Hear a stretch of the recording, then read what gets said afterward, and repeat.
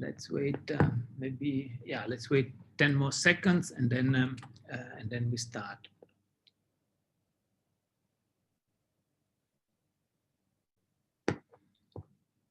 Okay.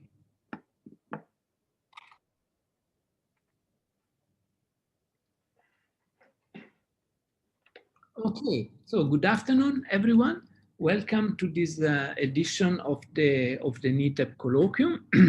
My name is Francesco Petruccione, and it is a pleasure to introduce today's speaker, who is Dr. Camille Lombard Latune. Yeah? Camille did his undergraduate studies in mathematics and physics in France. Yeah.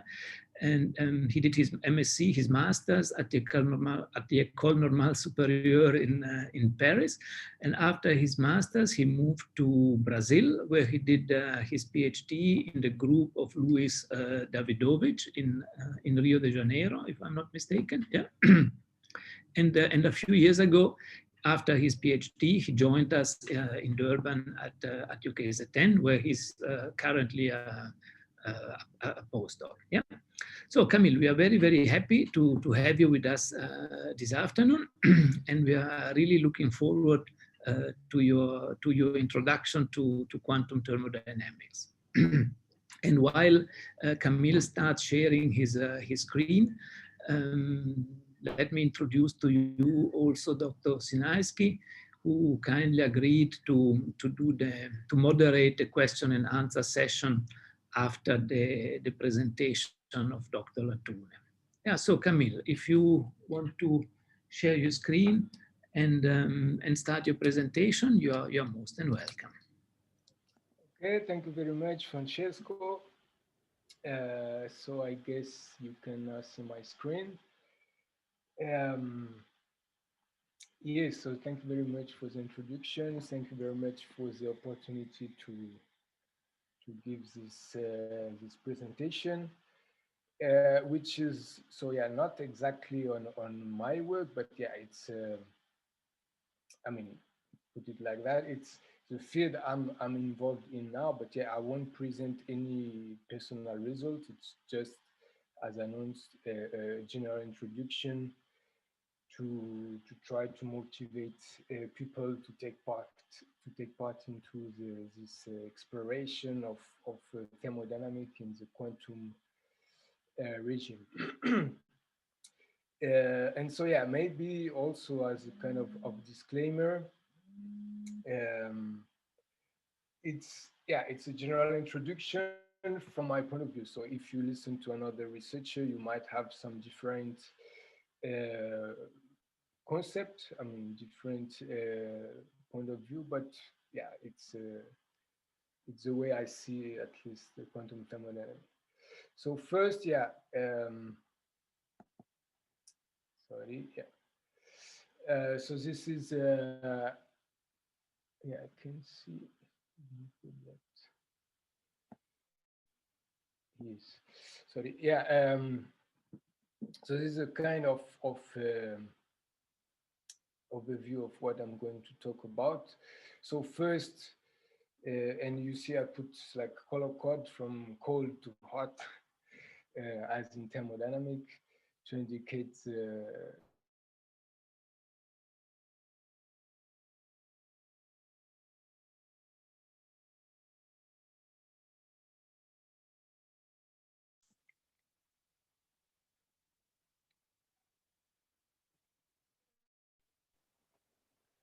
Sorry, Camille, what happens to the slide? Yes, what happens to the slide? Yeah, I don't know. Sorry, let's try again.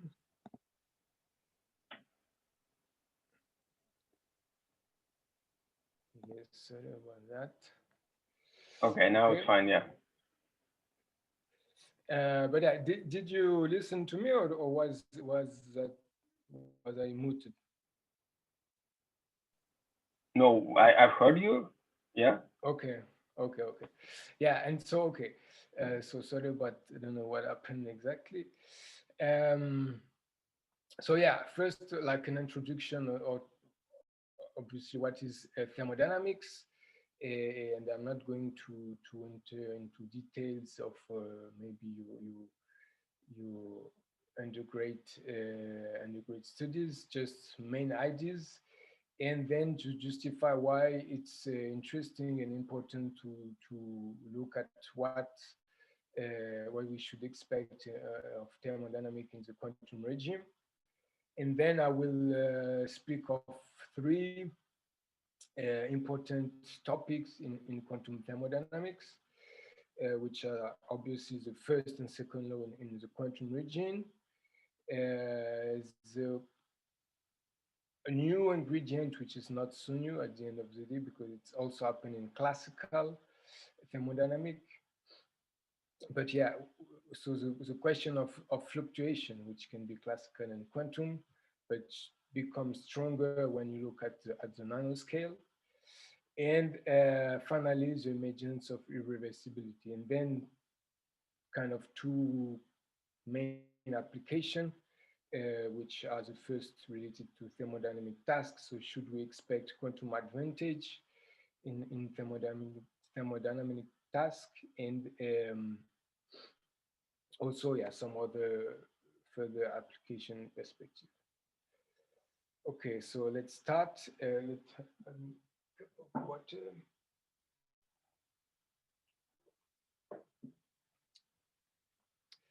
Okay. So yeah, thermodynamic, as everybody knows, was developed during the Industrial Revolution. So, for instance, with some kind of engine and machine like that. So this is for the textile industry. And maybe the most famous one was the locomotive, the steam engine locomotive.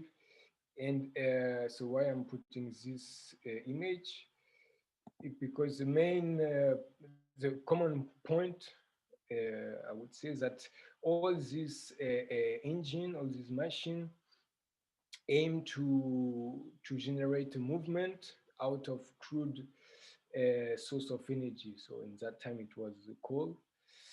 And yeah, and this movement in all this picture was a movement of rotation. And yeah, if you think about it, it's really highly non-trivial how you can make something rotate out of fire. So yeah, and the very important question was how efficiently one can do that. And that's where thermodynamics start to become important. Okay, and so yes, this was about how thermodynamic image and how it became increasingly important.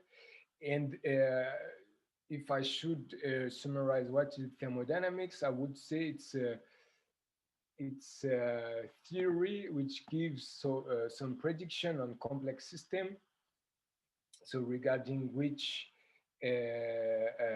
state can be achievable, which transformation can be done without requiring any detail about the composition and structure of that system. So for instance, if you take a gas, so all this information will be position, momentum of all particles, the interaction between each particle. And yeah, thermodynamic doesn't need that, it just need what we can call the macroscopic quantities, so like temperature, pressure, volume, and total energy. Okay, and so as I just said, yeah, something very remarkable with thermodynamics is that with only these macroscopic quantities, it managed to give some prediction on what can be achieved or what exists, like which transformation or which evolution can happen. And this is, by the way, this is I think the biggest strength of thermodynamics is being able to make prediction without requiring this this lot of information or regarding the structure of the problem or of the system. And that's why thermodynamics is applied to a lot of fields, including astrophysics, black hole, and so on. Okay, so, but yeah, what for me again, the main, or at least some main theoretical achievement of thermodynamics was first to be able to, or at least better to say, to realize that the energy has two forms. One which is heat, that we know very well intuitively, and one which is work. So yeah, heat we know, or I think we think we know what is heat. Is so the energy which is provided, for instance, by the sun or by, for instance, the fire. And then as the following question, so if the heat, I mean, if the energy provided by the sun or by the fire is heat, so what about the energy provided by a laser? So if you shine the laser, I don't know, on your hand, you will feel, I mean, don't do that because depending on the strength of the laser, it can cut you. But yeah, you will feel it's hot. So you can think, oh, so it's heat also. And the answer is no.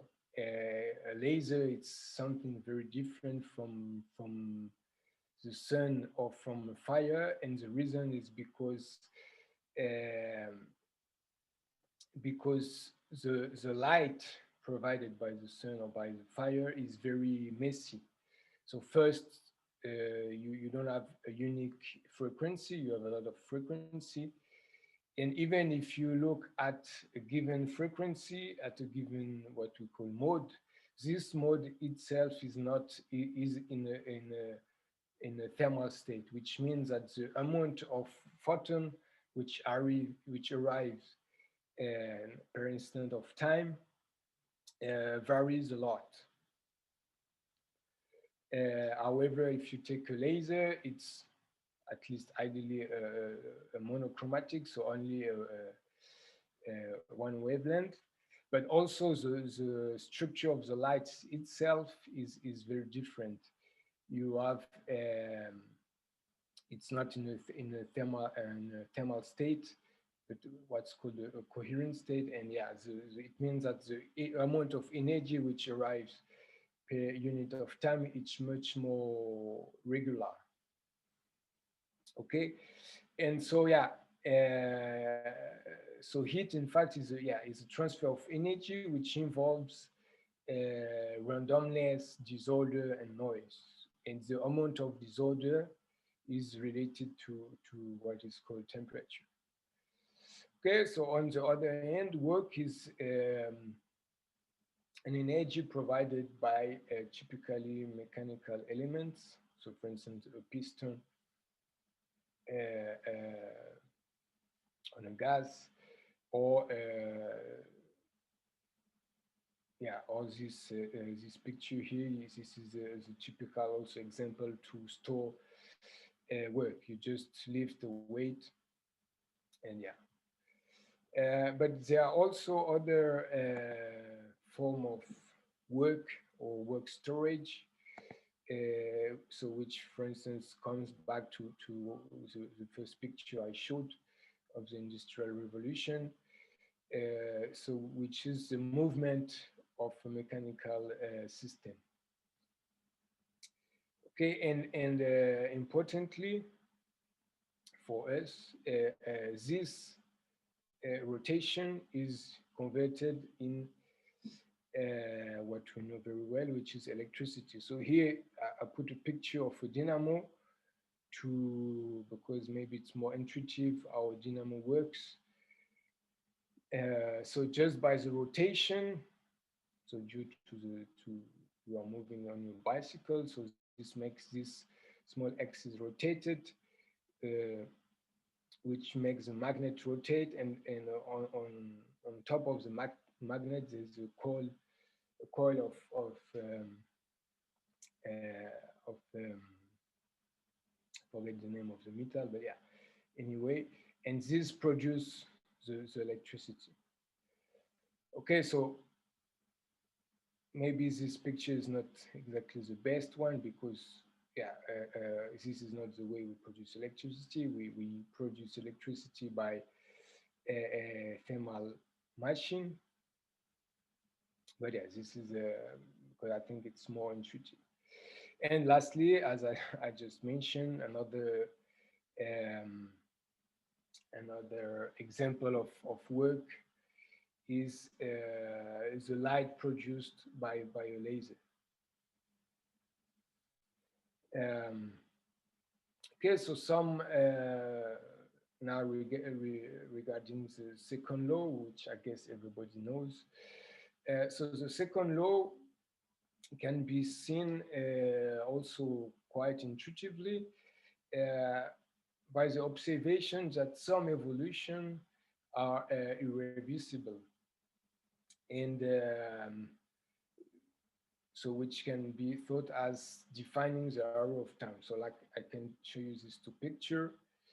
You have a glass of water or a glass of ice cube, and then a glass of water. And if I ask you which is the first picture, which is the second picture, I'm sure everybody would agree that the arrow of time is in this direction. Okay, and so it means that some evolution must be associated with what is called creation of entropy. And this is the essence of the second law, which take a different form, but all are equivalent. Okay, but yeah, I will come back, for instance, on the Clausius inequality a bit later. Okay, and now some practical achievements, which also makes, give a very important reason why we care so much about thermodynamics, is because, yeah, thanks to heat engines, we managed to realize all this equipment, and so, yeah, we all know that this is very, very important for our society, and in particular, this one with this picture of power plants. Yeah, until today, most energy is produced through heat engines. Yeah, and this is just, I couldn't speak of heat engine without mentioning briefly at least its composition. Heat engines are made of two thermal baths. You have one thermal bath which is at cold temperature, one thermal bath at a hot temperature. You have a system interacting between these two baths, and this system is by the way what is called the engine. What makes the core part of the engine, and you have an external control. And so to extract work means, thanks to the natural flux of energy from the cold to the hot, you manage to extract a small part and store it as work. And now if you speak of refrigerators, that's exactly the contrary. You injecting some work, you manage to reverse the natural heat flow from cold to hot. You manage to make it from hot to cold. Okay. Yeah, by the way, yeah, sorry, I just realized that the arrows are already in the refrigerator's region. So yeah, but I think you understood. The heat engine would be the contrary, and this picture corresponds to the refrigerator. Okay, so now talking about so some motivation for looking at thermodynamic quantum regime. Sorry.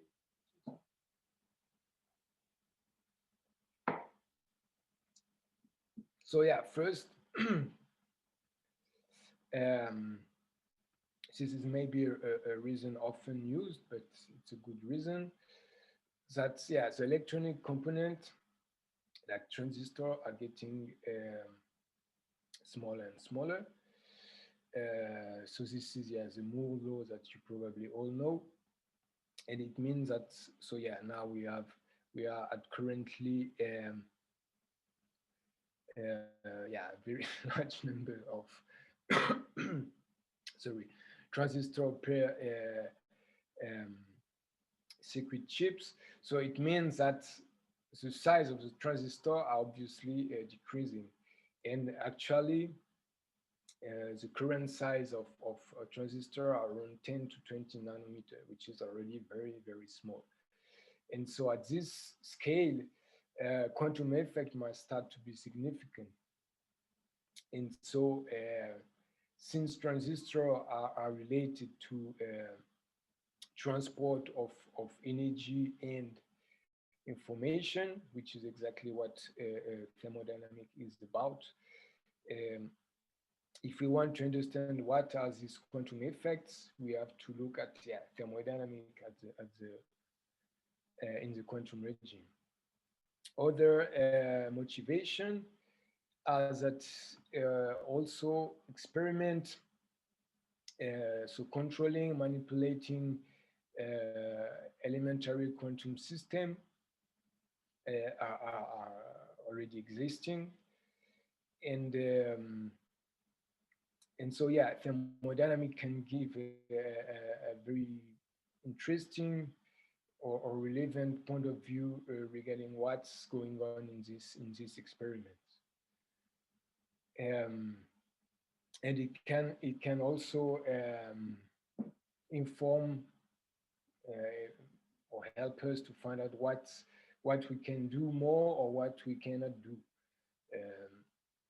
And sometimes here I put, this is maybe a statement that can be debated, but it means that at least if you look strictly speaking at the second law will give you some condition, will tell you which evolution is allowed, which evolution is not allowed. But for the evolution which are allowed, the second law doesn't tell you how you can reach such evolution. So for instance, the second law tells us that it's impossible to extract work from a single bath, but says that it's possible to extract work from two baths, but doesn't tell you how you can do that. Just say, it's possible. Okay, and last but not least, we might also be interested to see whether there are some quantum advantage for thermodynamic task, and I will come back to that at the end. One also additional motivation is to understand better the role of information, and in particular quantum information. Okay, and this is sorry, no pain, no gain, meaning that any operation, any action you're doing as a cost. So and as we know, and again I will come back to that at the end, in particular with respect to technology, we are now reaching level of electricity consumption which are very, very, very high. And so the tendency is that we really need to find out how to make information processing and technology consuming much less energy. And so this is also maybe a broader perspective, but another motivation to look at thermodynamics at the quantum regime. Okay, so with that, we can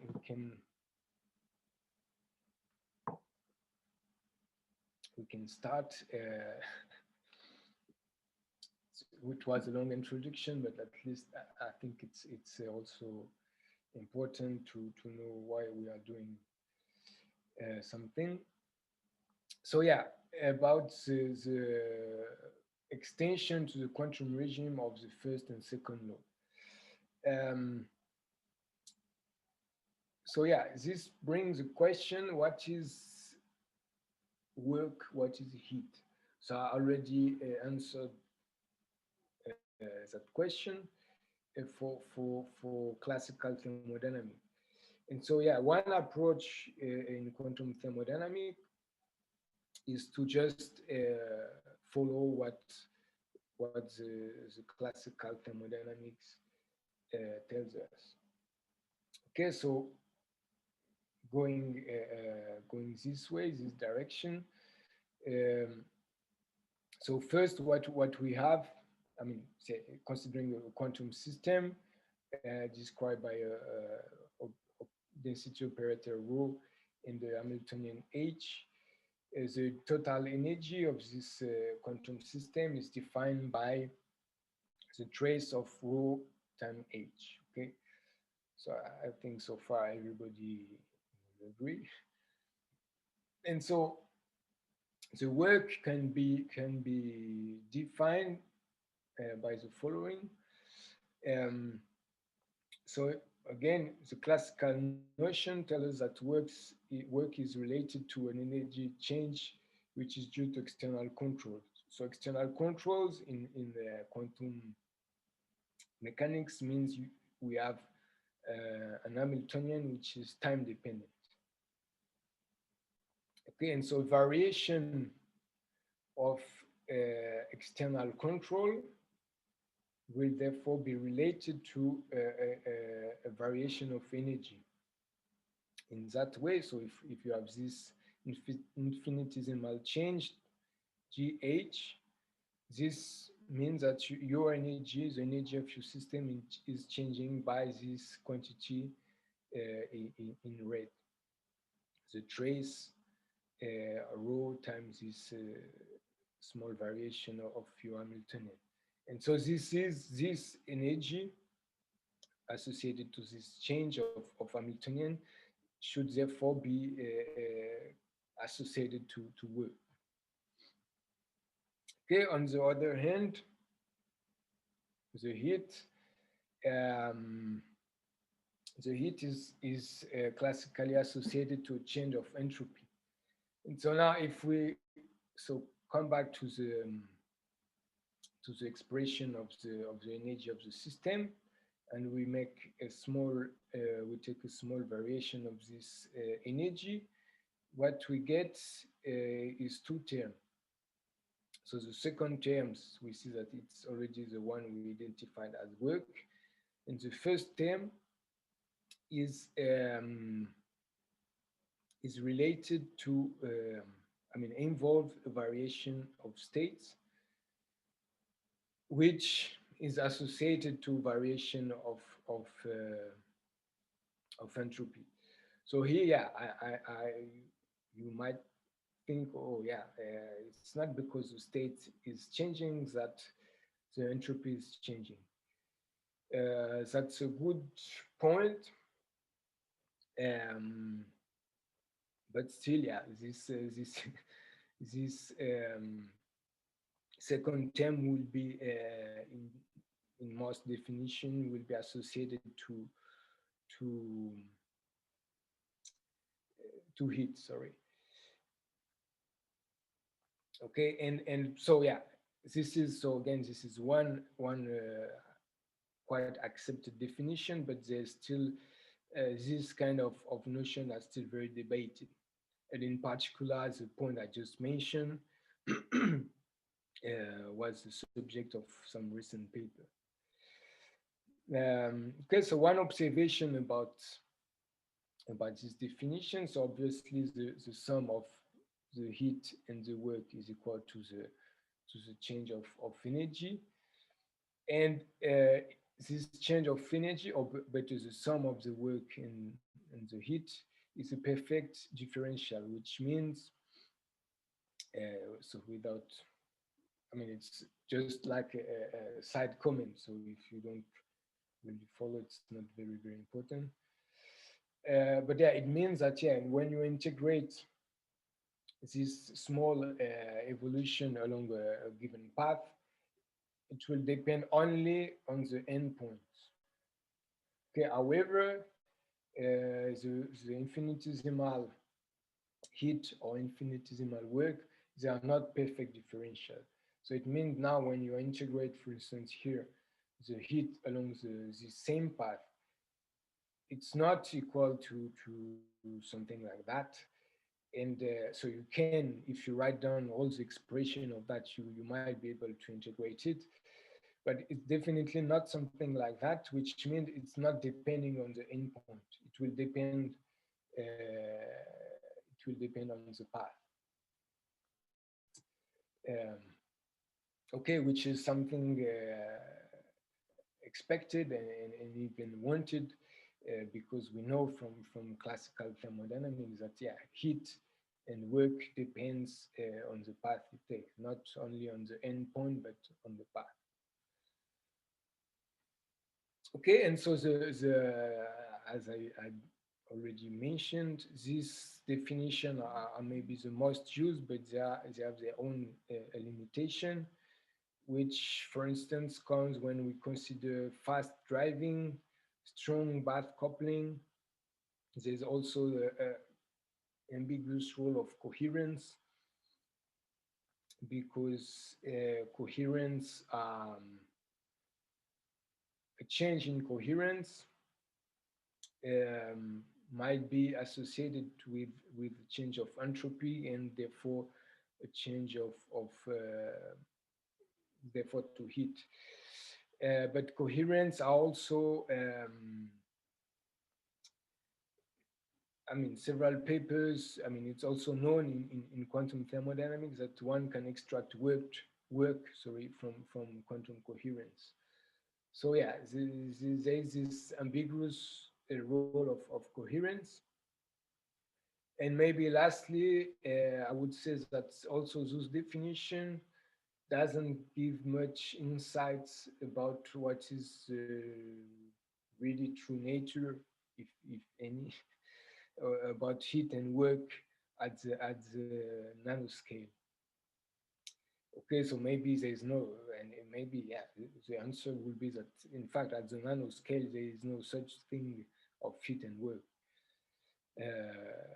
This might be the conclusion, but yeah, so far, yeah, this is one definition used, and what I'm saying, when you look at the exchange of quanta of energy, it doesn't, this kind of definition doesn't gives much insight about, yeah, at that scale, what you can say about heat and work. Let's me look at the time. Yeah.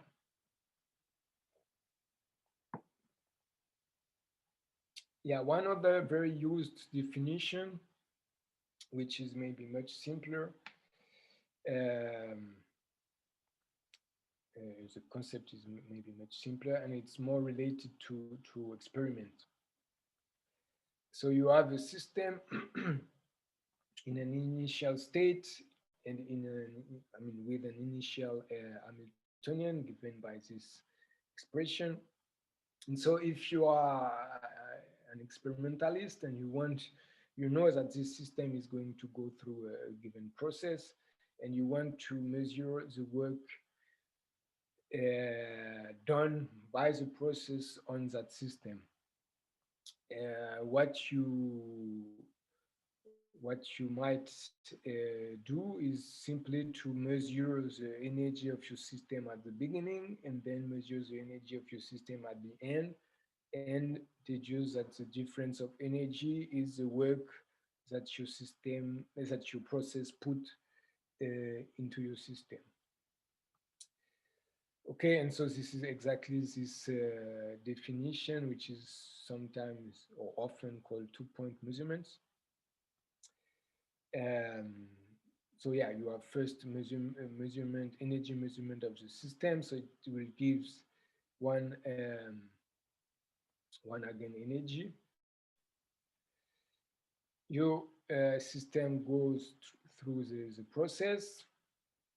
You have a final state with the final Hamiltonian, possibly different from the initial Hamiltonian, and then you measure it again. And the work is the difference between the measurement you make. And obviously you have to repeat that several times to take the average as any experiment in quantum physics. Okay, and one additional motivation for this definition is in fact to satisfy the Jarzynski equality. Okay, and I'm going to talk about that later. And yeah, there are some other paper. I mean, so the first appearance of this two-point measurement was used. I mean, was made considering the unitary process, but later there was a lot of papers generalizing that to open dynamics. Okay, and but yeah, this definition has also some limitation, and maybe the biggest limitation is the fact that you measure your system, and this measurement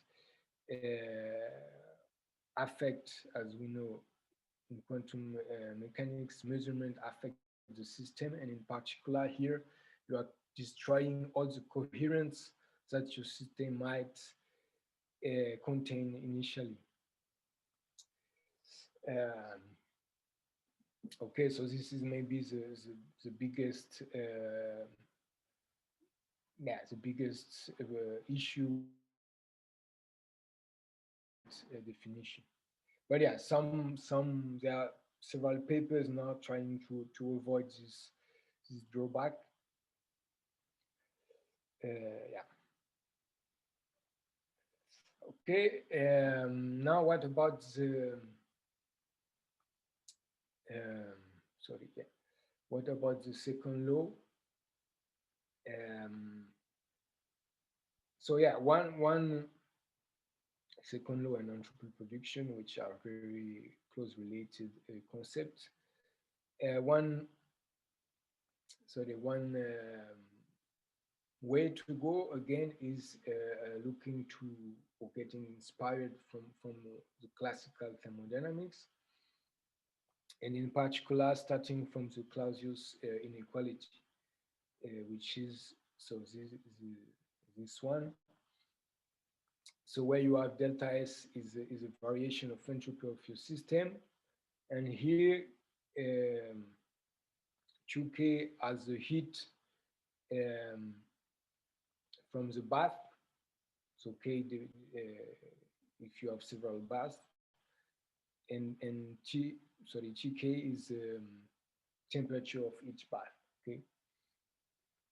And so yeah, this difference should be always positive. This is the Clausius inequality that I'm sure you saw in your undergrad lectures.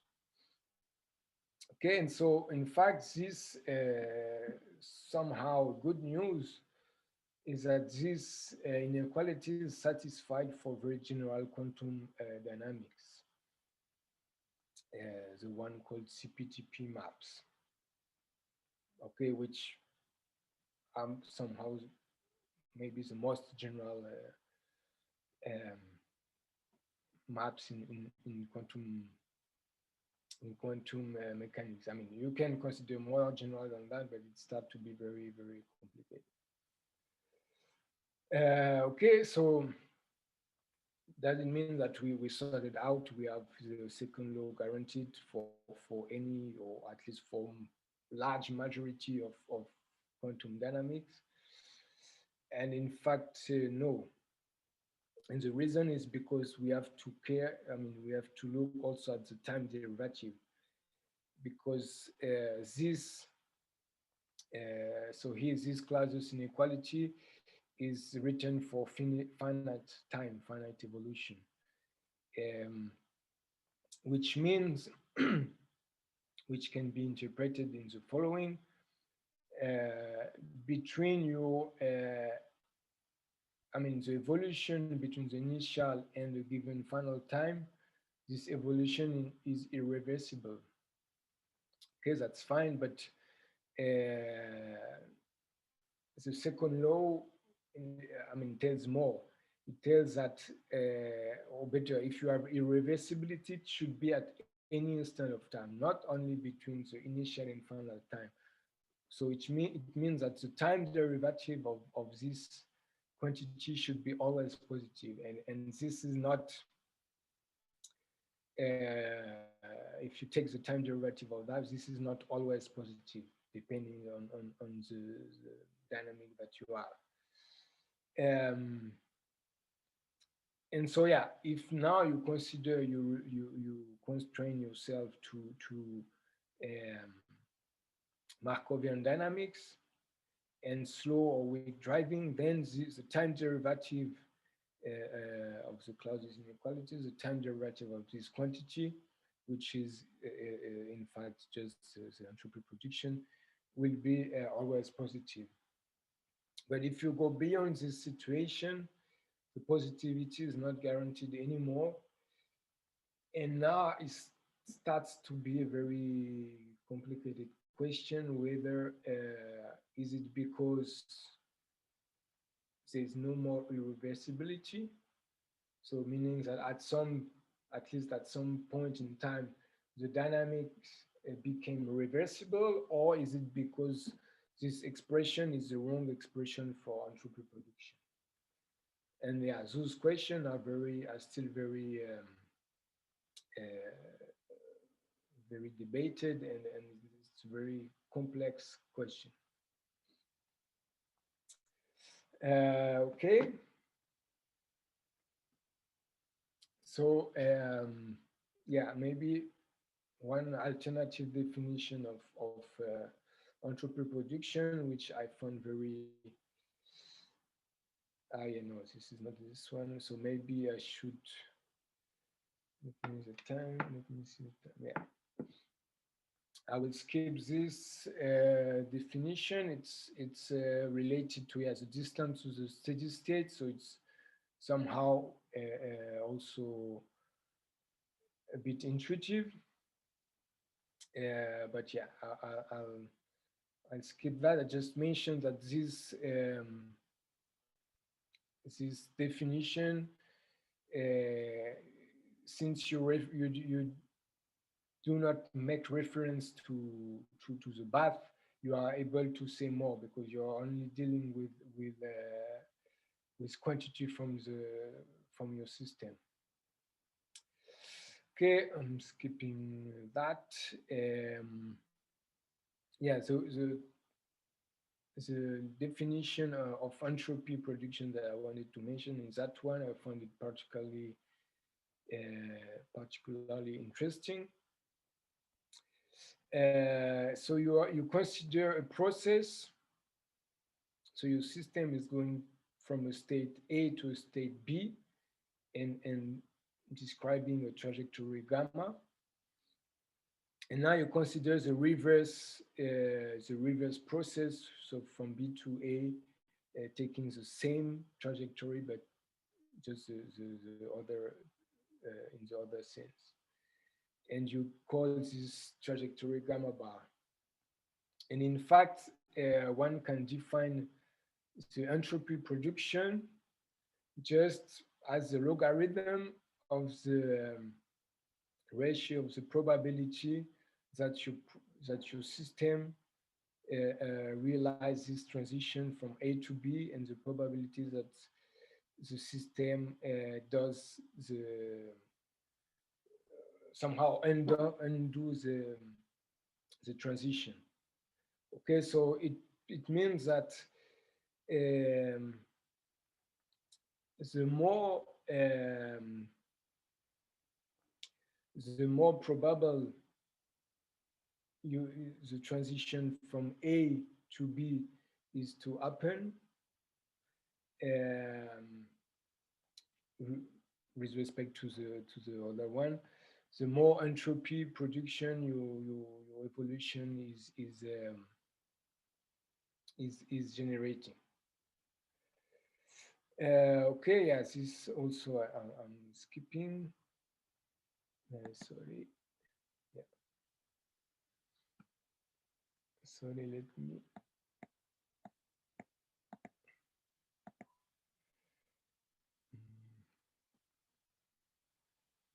Yeah, no, I'm just worried about the battery staying.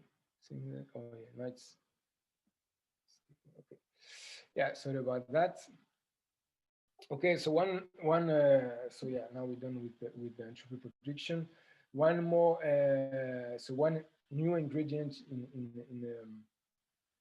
in quantum thermodynamics is about the fluctuation, and why this is important. So I'm going to explain it now. So yeah, so usual thermodynamics is taken in what's sometimes called the thermodynamic limit. So a very large number of particles, and as I said in the introduction, to take account or to describe the dynamic of the whole ensemble of all the particles is totally intractable. So what thermodynamic does is I mean, only to care about the macroscopic quantities, so like total energy, temperature, pressure, volume, and also to use statistical mechanics. Okay, however, now what we are interested in thermodynamics in the quantum regime or the nanoscale is the opposite regime, where we deal with only one or few elementary quantum system.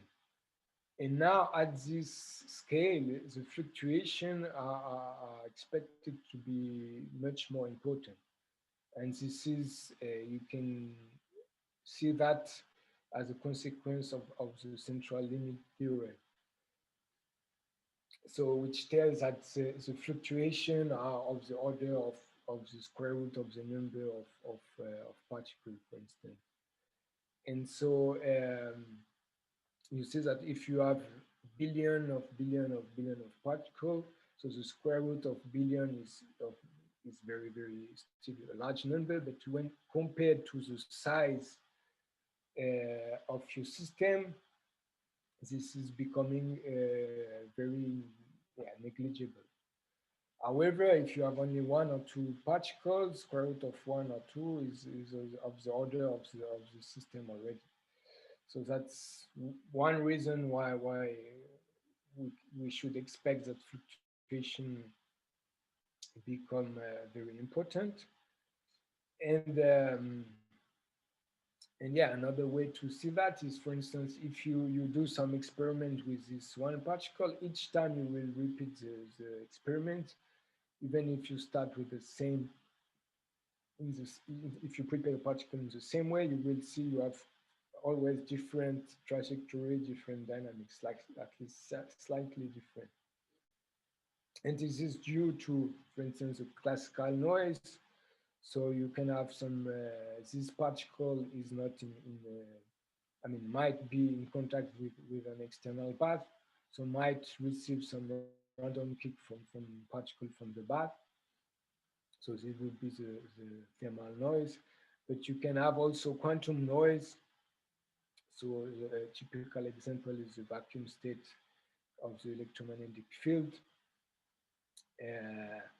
But also, for instance, the intrinsic randomness of quantum jumps. So for example, one example of quantum jump is fluorescence or radiation decay. Okay, you have your particle is excited and is going to emit a photon, but you don't know when, and it can be very quickly, it can be very after a long time. And this is, yeah, this interesting randomness that I'm talking about. And this is, yeah, the quantum noise. Okay, and so this suggests, for instance, that sorry. This suggests, for instance, that one could violate the thermodynamic law due to this fluctuation.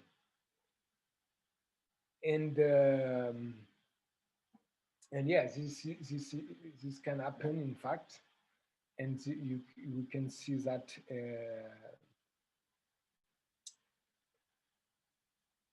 yeah, we can see that taking the same example. So we have a system going through a process. We measure it at the beginning, we measure it at the end. And yeah, so according to the first law, for instance, the work that can be extracted from this process, yeah, it's the contrary. I mean, depending on the sign of W, but maybe the way the inequality is written, it's more intuitive to consider the cost in work to implement the process. So here we have this process, and the work we should spend in order to realize this process should be is always larger than the variation of free energy. Okay, but so if we use what's called so the Crookes equalities that I mentioned, this was this equality which is used to define the entropy projection when talking about trajectory. So when you look at this equality, in fact, there's nothing which prevents having W lower than the variation of free energy. And yeah, but what you can see is the smaller W is, the smaller this term becomes, because for example, if you take W equal to 0, you have just a negative here, a negative argument, so this exponential becomes very, very small. So it means, yeah, you can have so very a work, again, the work you spend from the beginning to the end to go through, I mean, to implement this process might be from some run smaller than the variation of free energy, but this becomes exponentially unlikely, as you can see from this Crookes equality. Yeah. Okay, and something more, on average, we recover the second law. So yeah, due to fluctuation, one might have some variation, but they are exponentially unlikely, and on average, there's no violation.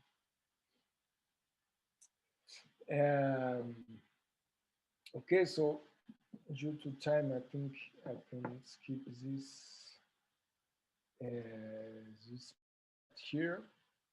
I'm just mentioning, so yeah, as application. So as I mentioned in the introduction, maybe yeah, some very famous or important application of thermodynamics are as heat engines, and in particular everything which deals with motor and so on, and also very important power plants which produce our electricity. And so yeah, one very important question, or even maybe exciting question, is is there some quantum advantage, or can we imagine, can we hope to have some quantum advantage for such thermodynamic tasks? Um, which would mean using some quantum property, could we have heat engine which are more performant? So either the efficiency is better, either the power of energy production, for instance, is larger with the same sorry, with the same efficiency. And so yeah, I'm just here. So I was mentioning yeah, the heat engines, but there is much more thermodynamic tasks. So I just mentioned them quickly. So the refrigeration, I think everybody knows that. Battery charging, uh, generation of quantum resource. This is also a very important topic in quantum thermodynamics. Something called sorry, thermal rectifier and thermal diodes. Yeah, I don't have much time to explain what's that exactly, but yeah, thermometry, timekeeping. So to run a clock, in fact, is related to an intrinsic thermodynamic cost. Laser, as I mentioned in the introduction, and also, I mean, there were some papers comparing quantum annealing and quantum error correction to heat engine. Okay, and here, yeah, I'm just concluding. Yeah, here's a list of some quantum properties that are often considered as resource. So quantum coherence, quantum correlation, entanglement, yeah, quantum friction. This is a bad effect, but it's very important. I have no time to tell more about that. Collective effect, non-commutativity, quantization of energy, asymmetry. And so, yeah, just to conclude, a typical advantage which is often considered is that if we use a bath or system containing any of these initial resource, we can outperform the classical engine, the classical task. But is it really a quantum advantage? Because the question is now how one does create or inject this quantum resource in the first place. And this is a really, yeah, tricky question. And yeah, so here is this, skipping. Yeah, so as I mentioned also briefly, here it was just a slide to present some perspectives and maybe future direction of thermodynamics, which with respect to the energetic cost of quantum control, but also of computation and classical and quantum and information processing.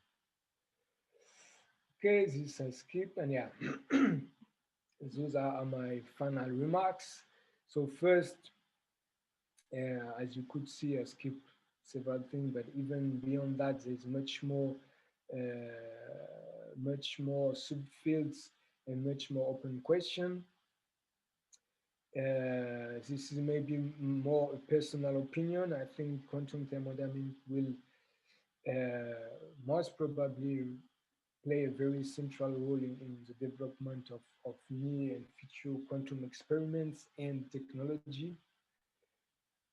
And finally, if you've been interested by these kind of topics, There's an upcoming online workshop, and so please do register. So it's in 2 weeks' time, and yeah, do register here. You will hear much more about these topics. Okay, so thank you very much, and I'm open to question or comment if any. Yeah, Camille, thank you very much for an excellent introduction to quantum thermodynamics. I enjoyed it very much.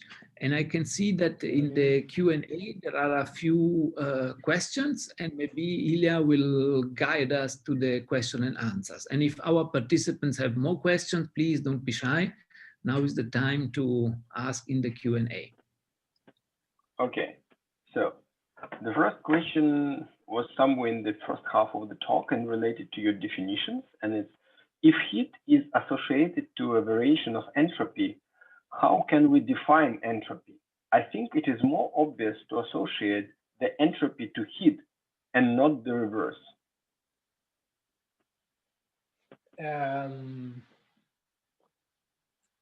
Is it more intuitive to associate entropy to heat and not the reverse? Yeah, I mean, I don't agree 100%. Entropy is, yeah, there's several ways of defining entropy, but yeah, it's related to the state of I can say the disorder in your system, and this is so yeah. At least in classical thermodynamics, it ends up you will consider your system in a thermal state. So you really have this strong relation between entropy and temperature and therefore heat. But you can define the entropy of your system without with no reference at all to temperature and to heat. So you even for an isolated system, you have your system as an entropy, even if you will never exchange heat with the rest of the universe. So yeah, entropy is it's a disorder. How much disorder you have in your system, I would say. Okay, thank you. But yeah, so just one more small comment. Yeah, maybe my answer is not very explicit, but yeah, those are very tricky and very complex quantity or concept, at least entropy. So it's not easy to define entropy in like 2 words or two sentences. Okay, and the next question is, I'm wondering about the use of the quantum thermodynamics and its theoretical advantage. Can quantum machines outperform the classical analogs when we suppose of absolute temperature is not zero?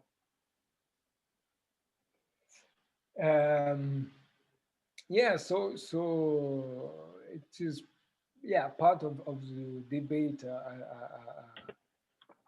I briefly introduced, meaning that if you consider your system or your bath, because most thermodynamic tasks use thermal bath. So if either your system or your bath have initially some quantum resource, so one that I mentioned, like either quantum coherence, either quantum correlation, entanglement, then at least if you use it in a clever way, you can show that using this quantum resource, you can do something, you can outperform the classical task. However, the question is, as I also mentioned, is how you create or how you inject this quantum resource into your system or into your bath in the first place. And there is ways of doing that, but it's always energy demanding. So at the end, if you take into account the step of introducing or producing this quantum resource, at the end of the day, you are not much more, you are not more yeah, you don't have better performance than the classical task. However, this doesn't mean that there's no hope for let's say real or genuine quantum advantage. And there are several papers show that you can have really quantum advantage without without the need of creating and injecting a quantum property in the first place. But yeah, then this is also related to another question is that I didn't have time to discuss, which is simply what is quantum advantage. And some people might, some author might say, yeah, quantum advantage, as long or as soon as you have some quantum property in your system, you have quantum advantage. This may be the looser definition. A bit more stringent definition is to outperform the classical task. But then the question, as we were discussing just now, is yeah, but if you can outperform the classical task but using more resource, this is not a fair comparison. So maybe this is not a quantum advantage. And maybe another concept of quantum advantage would be to reach a better performance, but using exactly the same amount of resource than the classical task. And yeah, for this last definition, let's say, there are some papers already starting to show that it might be possible to reach this quantum advantage.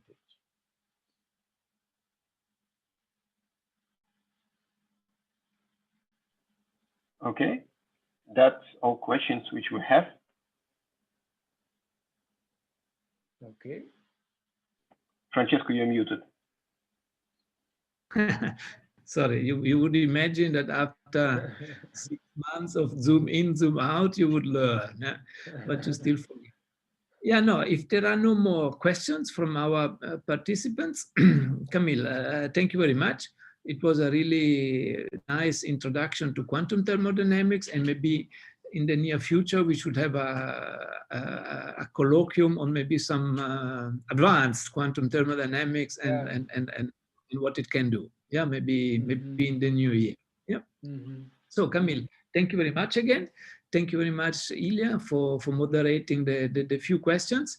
And thank you for the participants to be so loyal in attending the NITheP colloquium. Yeah, the next NITheP colloquium, we will hopefully advertise tomorrow, because I don't want to blame the speaker, but we haven't yet received his abstract. but we will have a colloquium next week as well. Yeah.